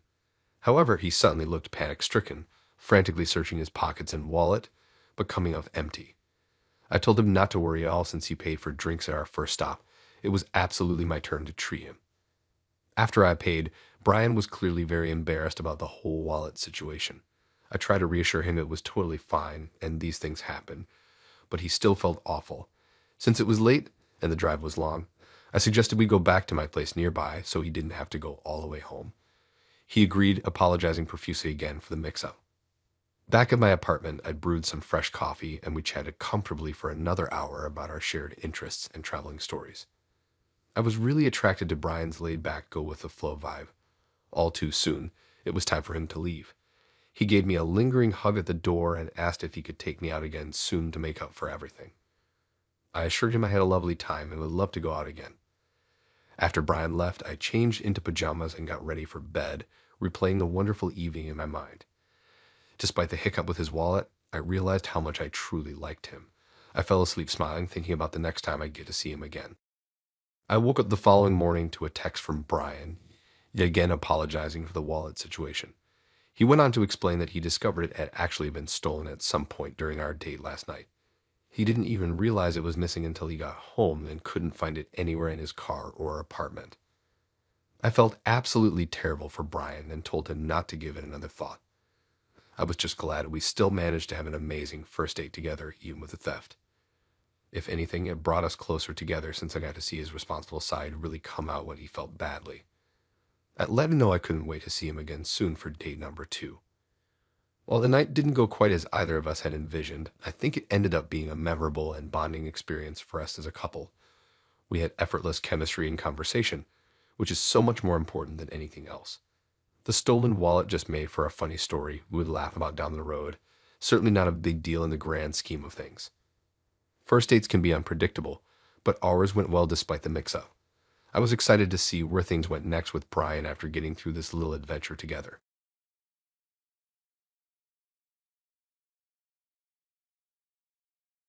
I still get chills when I remember my disastrous first date with Alex a few years back. He had seemed totally normal when we first met at the campus coffee shop. Just a friendly, laid-back guy chatting with me in line. When he asked me out, I happily accepted. Only later did I realize it was all a facade hiding his disturbing true nature. The date started out pleasantly enough. Alex picked me up right on time in a clean, respectable car. He had dressed up nicely too, pressed slacks and a button-down shirt. We made comfortable small talk on the drive to an upscale Italian restaurant downtown. Over a delicious meal, we began getting to know each other. Alex maintained eye contact and seemed genuinely interested as I talked about my interior design major and dream of someday starting my own firm. He described his corporate accounting job and how he liked to unwind on weekends playing rec league basketball. So far, so good. Just a nice, normal guy sharing first date conversation. Nothing out of the ordinary. After dinner, Alex suggested we take a stroll through a park near the restaurant. It was a cool, clear evening and the park was peaceful. But as we ambled down the wooded trails, the conversation took an unsettling turn. Alex began confiding bizarre stories from his past, his eyes taking on a strange, fervent glow in the fading light. He vividly described being abducted by aliens as a child from his bedroom late at night. I laughed at first, thinking it was a joke, but Alex grimly recounted being paralyzed in bed by a glowing beam from the spaceship hovering outside his window. He talked about shadowy figures surrounding the cold metal table where he woke up in their ship, terrified and unable to move. Alex spared no disturbing detail as he recalled intrusive probes inserted all over his body to perform agonizing experiments. His grave expression and emphatic tone made it clear he fully believed every word. I walked along beside him, stunned and increasingly uncomfortable as the fantastic tale unfolded. Alex moved on to weirder stories like the summer camp conspiracy theory. He passionately described his certainty that the counselors were secretly poisoning the food and water to brainwash the kids for some nefarious purpose. I tried inserting lighthearted comments to nudge the conversation back towards sanity, but Alex was fixated on recounting his off-the-rails experiences. When I firmly suggested we talk about more pleasant topics, he became sullen and irritated. Then Alex launched into frenzied ranting about how politicians and celebrities were actually lizard aliens disguised in human skin suits. I tensed up as his volume rose, gesturing expansively as he outlined bizarre plots he swore must be true. It was clear Alex had lost all grip on reality. I was thoroughly unnerved and needed to get out of there. When I said we should call it a night, Alex grabbed my wrist roughly, saying he wasn't done telling me important truths. I tried jerking my arm free, but his grip just tightened, and he moved closer. My heart pounded, and I could smell his stale breath as he loomed over me ranting. I was isolated in the dark woods with an unstable man swiftly becoming aggressive. Fear flooded my body. Taking a deep breath, I firmly ordered Alex again to release me. For a few endless seconds, I thought he might actually refuse as his fingers remained clenched painfully around my arm. But finally, he let go and I scrambled away from him as fast as I could. Alex's face distorted in anger, and he stepped toward me threateningly. Adrenaline coursing through my veins, I shoved past him and fled for the safety of my car. My hands trembled as I stood out of the park, checking the rearview mirror repeatedly to make sure Alex wasn't pursuing me. Only when I reached the brighter streets of downtown did my pounding heart begin to slow. I still couldn't believe the pleasant guy from the coffee shop had morphed into the ranting, paranoid stranger I had just escaped. It was the most frightening first date of my life. Once home, I immediately blocked Alex's number, though he made no attempt to contact me again. I considered filing a police report, but without solid evidence of a crime, I knew it would go nowhere. It was a sobering experience that destroyed my confidence in reading people. I became much warier when meeting men after that, avoiding isolated locations and watching closely for any red flags. In retrospect, I'm grateful the night didn't escalate into violence. Alex seemed volatile enough in his manic state that things could have ended very badly in those isolated woods. It was a wake-up call to always trust my instincts. If someone seems unstable, don't ignore those gut feelings just because you want to give them a chance. Years later, I'm in a wonderful relationship with a kind, stable man who knows all about my terrifying experience with Alex. My boyfriend is always mindful of my comfort level and would never dream of pushing any boundaries. I'm so thankful I escaped Alex to eventually find someone who makes me feel secure. But I'll never forget that night and how quickly Alex morphed from charming date to deranged stranger. Thanks for listening in. If you like these stories and want to hear more, then please subscribe and like and support this new channel. We have more stories for you to listen to.